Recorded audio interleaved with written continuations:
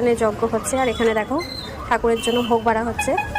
এখানে বাবা মহাদেব, মা কালী, মা লক্ষ্মী এবং রাধা মাধবের জন্য কিন্তু 4 থালায় 4টা প্রসাদ বাড়া হচ্ছে। আজকে ভোগ যিনি রান্না করেছেন তিনিই কিন্তু বেড়ে দিচ্ছেন ঠাকুরের প্রসাদগুলি।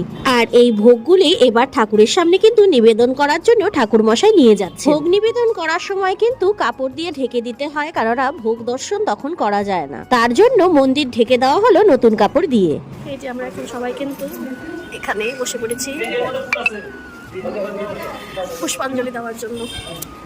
আর একজনের চোখের অবস্থা দেখো, যজ্ঞের জন্য চোখের অবস্থা। ওম নমঃ শিবায়, ওম নমঃ শিবায়, ওম নমঃ শিবায়।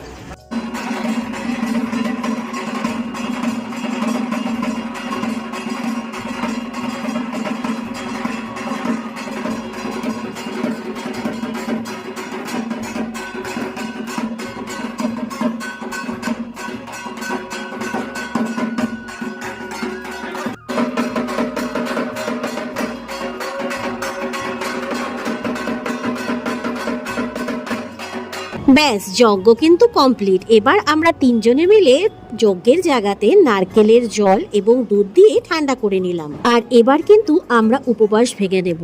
তো তার আগে কিন্তু তোমাদের সবাইকে মন্দির দর্শনটা করিয়ে দিলাম এবং ভোগ দর্শনও করিয়ে দিলাম।